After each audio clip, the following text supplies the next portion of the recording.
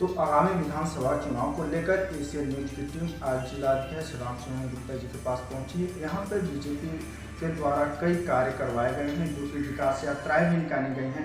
इन सारे मुद्दों को लेकर आज हम चर्चा करेंगे। बहुत बहुत स्वागत है सर आपका एशियन न्यूज चैनल में। बहुत बहुत धन्यवाद आपको। सर, भारतीय जनता पार्टी दावा करती है विकास यात्राओं को लेकर, इस पर क्या राय है? किस तरह से विकास यात्राएं चल रही हैं? देखिए, भारतीय जनता पार्टी दावा नहीं करती है, भारतीय जनता पार्टी काम करती है। और भारतीय जनता पार्टी ने जो देश पे काम किया है, जो प्रदेश में काम किया है, वो आज चारों तरफ देखने को मिल रहा है। आप लोग भली भांति जानते हैं कि सिंगरौली जब से जिला बना है, और सिंगरौली को भारतीय जनता पार्टी की सरकार, भारतीय जनता पार्टी ने ही जिला बनाया, तब से अब तक जो विकास की यात्राएं हैं वो सिंगरौली में दिख रहा है। आज सिंगरौली पूरी तरह से विकसित है। सिंगरौली का चाहे ग्रामीण क्षेत्र हो, चाहे वो नगरीय क्षेत्र हो, आप जब शहर में घुसेंगे तो आपको लगेगा कि मैं किसी जिले में प्रवेश कर रहा हूँ। इसके पहले आप 20 साल पहले आप चले जाएं और सिंगरौली का दृश्य देखें तो ना तो यहाँ पर कोई ठीक से स्कूल थी, ना तो कोई यहाँ पर ठीक से स्वास्थ्य के लिए कोई सुविधा थी। और आज आप देखेंगे कि यहाँ पर एक अच्छा ट्रामा सेंटर यहाँ पर मिला हुआ है, जो उत्तर प्रदेश के लोग भी यहाँ पर बगल में आके दवा कराते हैं। कुछ छत्तीसगढ़ से भी हमारे भाई बंधु आते हैं, दवा कराते हैं। यहाँ पर आप देखेंगे कि आप माइनिंग होने के कारण, कोल फील्ड होने के कारण, यहाँ पर एक तो माइनिंग कॉलेज का हमारी भारतीय जनता पार्टी के मुखिया आदरणीय शिवराज सिंह चौहान जी ने, देश के हमारे प्रधानमंत्री आदि मोदी जी ने सौगात दिया है, उसका भी यहाँ पर भूमि पूजन हो रहा है। अब इस क्षेत्र के जो हमारे युवा हैं, जो हमारे नौजवान हैं, वो वहाँ पर माइनिंग कॉलेज में अपनी पढ़ाई लिखाई करके, ट्रेनिंग करके वो देश के और अपने प्रदेश की सेवा करने में अग्रसर होंगे। तीसरा आप देखे होंगे कि यहाँ स्वास्थ्य के लिए बहुत दिक्कत थी, कई बार मांग हो रही थी और कभी दूसरे दलों को ध्यान नहीं दिया। परंतु आप देखे होंगे आप यहाँ पर मेडिकल कॉलेज का निर्माण हो रहा है, बन रहा है। अब यहाँ पर मेडिकल से संबंधित एक बड़ी व्यवस्था यहाँ पर हो रही है, और ये भारतीय जनता पार्टी की देन है, माननीय शिवराज जी के देन है, माननीय हमारे देश के मोदी जी के देन है। आप देखते होंगे कि तब के सिंगरौली में और अब के सिंगरौली में जमीन आसमान का फर्क है। हमारे बिल्कुल, आप कह रहे हैं जो आकाश और जमीन का जो फर्क वाली बात आप कहें वो मैं मानता हूँ, लेकिन यहीं पे अगर देखा जाए तो लोगों में एक चीज़ और उठकर आती है कि यहाँ सिंगरौली जिले में कई कंपनियाँ ऐसी स्थापित हैं, लेकिन यहाँ के जो युवा हैं वो अभी बेरोजगार हैं। इस पर क्या आप बताएं? देखिए, ऐसा है कि आपके दृष्टिकोण से हो सकता है, मगर माननीय मुख्यमंत्री ने स्वयं कहा है कि 50% से ऊपर लोगों को, स्थानीय लोगों को यहाँ पर रोजगार मिले। अब स्थानीय का मतलब आप जानते हैं कि यहाँ पर पूरा भारतवर्ष बसा हुआ है। सिंगरौली जिले में देखता हूँ, चाहे एमपी हो, चाहे उत्तर प्रदेश हो, चाहे बिहार हो, चाहे झारखंड हो, पूरे देश के लोग यहाँ पर कई वर्षों से हैं। अब यहाँ पर जानते हैं कि जो पैमाना होता है वो कहीं न कहीं यहाँ पर जो जाति प्रमाण पत्र और निवास प्रमाण पत्र बना करके लोग सर्विस कर रहे हैं। मैं ये मानता हूँ कि आपके दृष्टिकोण से यहाँ पे लोगों को रोजगार कम होगा, मगर मेरा ऐसा मानना है कि सभी को रोजगार मिल रहा है जैसा जिसके साथ व्यवस्था है। और आप देखेंगे अगर यहाँ रोजगार न मिलता लोगों को तो इतना बड़ा जो आज सिंगरौली का विकास है वो कैसे होता। कहीं पर लोग नौकरी पा रहे हैं, नहीं तो कहीं लोग व्यवसाय कर रहे हैं। ऐसा तो है नहीं कि व्यवसाय नहीं हो रहा है। आज आप देखे होंगे कि इस क्षेत्र की ज़मीनें आज से 20 साल पहले क्या रेट थी। उस साल यहाँ पर 2 लाख 3 लाख रुपए एकड़ थी, और आज यहाँ पर आप गांव में जाएंगे तो 1 लाख रुपये 2 लाख रुपये डिसमिल की बात करता है। तो यहाँ के किसानों की ज़मीनों का मूल्य बढ़ा है, हमारे किसान भी मजबूत हुए हैं। और आप देखोगे सरकार की योजनाएं जो चल रही है, आज हर किसान को, जो 5 एकड़ के आसपास के लोग हैं, उनको आज 10,000 रुपया प्रोत्साहन मिलता था कि माननीय मुख्यमंत्री जी उनको सीधे 2-2 हज़ार खाते में डालने का काम किया है। तो टोटल मिलाकर केंद्र और राज्य सरकार से हमारे उनको 12,000 रुपये प्रति वर्ष मिल रहा है। आपने देखा होगा कि जो हमारी विधवा बहनें हैं, जो वृद्धा हमारे बुजुर्ग साथी, उनको 600 रुपये था। आज माननीय शिवराज जी ने उन्हें बढ़ाकर 1000 रुपये कर दिया है। तो ऐसा नहीं, विकास का मुद्दा यही होता है कि वहाँ रोजगार हो, वहाँ पर स्थानीय कोई बड़े कल कारखाने खुले तभी तो उसको विकास होगा। अब जब कहीं कुछ होगा नहीं तो विकास कैसे होंगे। और जहाँ इतना बड़ा सारा कार्यक्रम होता है वहाँ कोई छोटे मोटे बात होती है। मैं मानता हूँ कि कुछ लोगों को रोजगार न मिल पा रहा होगा, पर ऐसा नहीं है कि ये कहेंगे कि वहाँ पर युवाओं को रोजगार नहीं मिल रहा है। यहाँ पर भारतीय जनता पार्टी का विकास नहीं हुआ है। एक भारतीय जनता पार्टी एक ऐसा दल है, आज पूरे विश्व में देखेंगे तो भारतीय जनता पार्टी को लोग याद कर रहे हैं, उसे उम्मीद कर रहे हैं। और भारतीय जनता पार्टी निश्चित ही वह सब काम करने के लिए प्रयास कर रही है। कभी किसी ने सोचा था कि गरीब बहनों के लिए कोई ध्यान देगा, गरीब बेटियों के लिए कोई ध्यान देगा? आज माननीय मुख्यमंत्री जी ने लाडली लक्ष्मी योजना बनाई सबसे पहले, उसका नकल सभी अन्य प्रदेश के मुख्यमंत्रियों ने किया। ये परिणाम है मध्य प्रदेश का, ये हमारे मुख्यमंत्री जी का काम है। और आज देखते हैं लाडली लक्ष्मी के बाद उन्होंने लाडली बहना योजना बना दी है। और लाडली बहना योजना ऐसी है कि हर गरीब परिवार की उन बहनों को एक एक घर में अगर 3-3, 4-4 बहन बेटियां हैं 21 साल से ऊपर, तो सभी को 1000 रुपये महीने सीधे उनके खाते में जा रहा है। माननीय मुख्यमंत्री जी ये भी कहा है कि हम भी 1000 की शुरुआत कर रहे हैं, इसको बढ़ा करके हम 1250, 1500, 1750, 2000 से लेकर इसे हम अंत तक 3000 रुपये उन बहनों को देंगे। बड़ा ऐसी योजना आज तक किसी ने शुरू की। कांग्रेस ने एक काम जरूर किया था कि 15 महीने की सरकार रही तो आपने देखा था उन्होंने भारतीय जनता पार्टी ने जो जनहित की योजनाएं, जन कल्याणकारी योजनाएं चलाई थी, उस योजनाओं को उन्होंने चलाया तो नहीं, उन्होंने बंद कर दिया। आपने देखा होगा कि तीर्थ दर्शन योजना एक बड़ी महत्वाकांक्षी योजना थी। गरीब परिवार में बड़े बुजुर्ग हमारे आपके माता पिता रहते हैं, उनके यहाँ आर्थिक स्थिति तंगी रहती है, उनको भी लगता है कि अब तो मैं बुजुर्ग हो गया हूँ, अब सियाना हो गया हूँ, मुझे भी चारों धाम का दर्शन करना चाहिए, मुझे भी वैष्णो माता का दर्शन करना चाहिए, मुझे भी जो हमारे शिव जी के बड़े बड़े मंदिर और शिवलिंग बने हुए हैं इस देश में, हमें दर्शन करना चाहिए, बाबा धाम को जाना चाहिए, केदार धाम जाना चाहिए। पर किसी ने नहीं सोचा, हमारे माननीय मुख्यमंत्री जी इस देश के करोड़ों लाखों बुजुर्ग माता पिता के वो श्रवण बने, उन्होंने यात्रा शुरू की। उसको भी माननीय कांग्रेस ने रोकने का प्रयास किया। कांग्रेस के पास तो कोई एजेंडा नहीं है। एक एजेंडा उनके पास है झूठ बोलने का, दूसरा एजेंडा है घोटालों की सरकार है, आपस में लड़ने का है, फूट डालने का काम है। अगर उनको करना होता तो 15 महीने की सरकार थी, 2-4 योजना तो दिखती। आप बता दो, उन्होंने किसानों का कर्ज माफ करने का काम की घोषणा की, किसी का नहीं हुआ। उन्होंने कहा कि हम बेटियों की शादी कराएंगे, उनको हम देंगे, कितने में उन्होंने शादी कराया।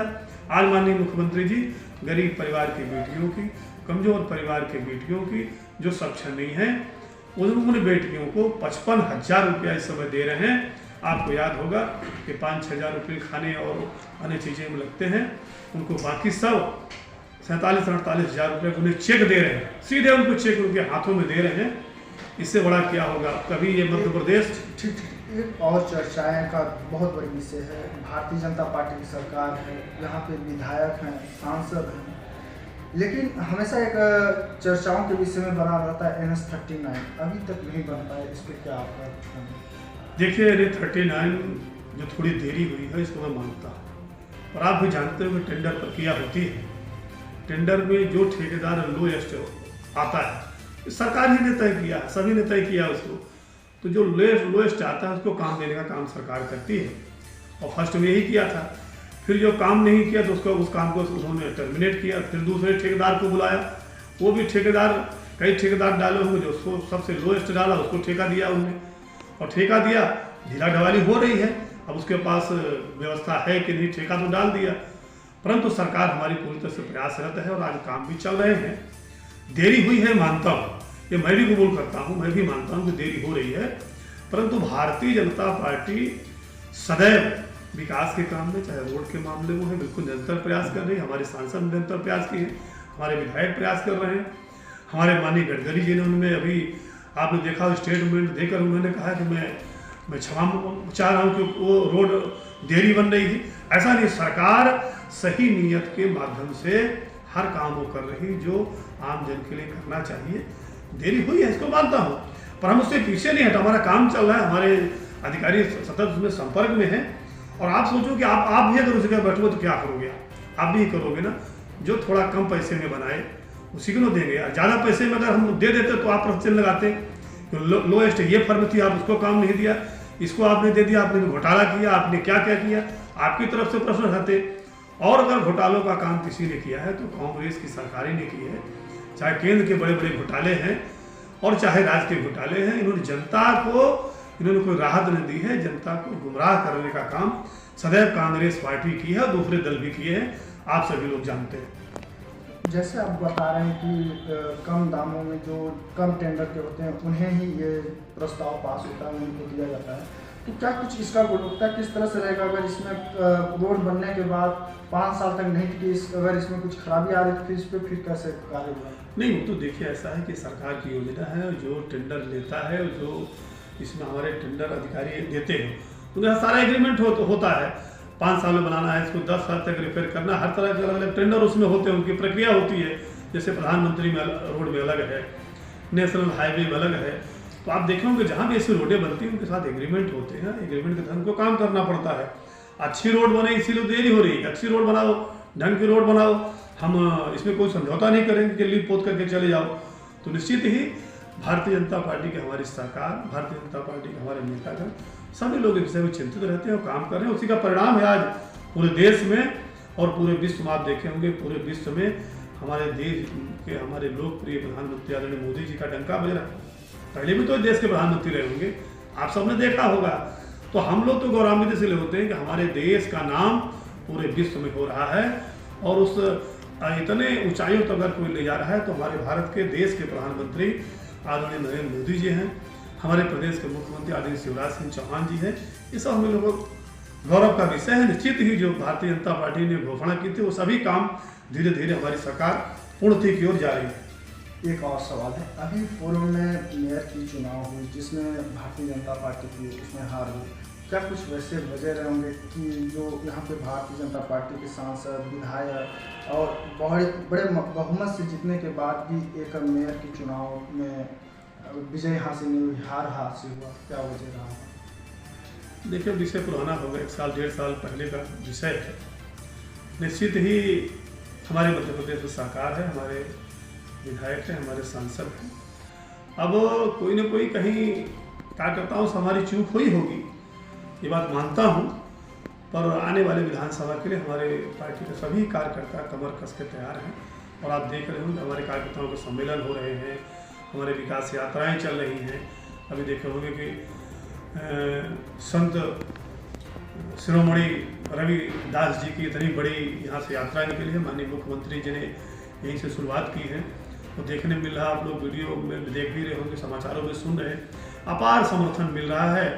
जो भारतीय जनता पार्टी एक ऐसी सरकार है, जितने भी धर्मगुरु हैं, जितने भी संत महात्मा हैं, जिन्होंने त्याग किया है, जिन्होंने तपस्या किया है, जिन्होंने देश को कुछ नया संदेश दिया है, देश को समाज को नया संदेश दिया है, उसके अभी मान सम्मान भारतीय जनता पार्टी की का हमारा नेतृत्व, हमारे मुख्यमंत्री, हमारे देश के प्रधानमंत्री उनको करने जा रहे हैं। अभी 12 तारीख को सागर में जो यात्रा जा रही है, मानी हमारे लोकप्रिय देश के प्रधानमंत्री जी उस जो 100 करोड़ का जो मंदिर का निर्माण हो रहा है संत शिरोमणि रविदास जी का, उसका भूमि पूजन के लिए आ रहे हैं।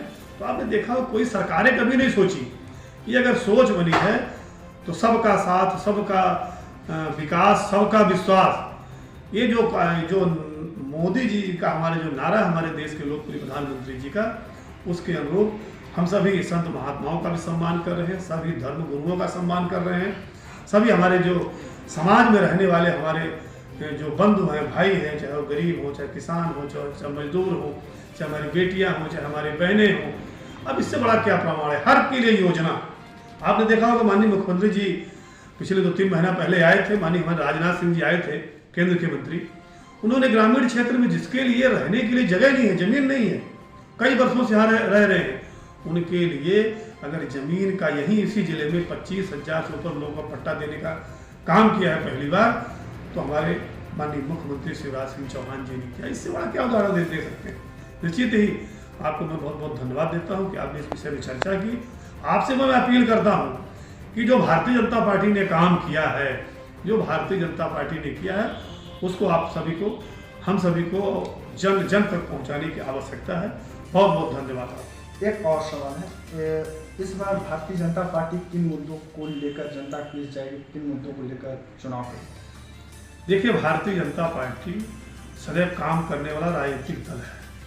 भारतीय जनता पार्टी चाहे सत्ता में रही हो चाहे ना रही हो, तब भी आप देखते होंगे कि जनता के बीच में जाने काम करती है। हमारा इस समय का जो मुद्दा है, हम आप पूछ रहे हैं किस मुद्दों को लेकर जाएंगे, किन मुद्दों को लेकर जाएंगे।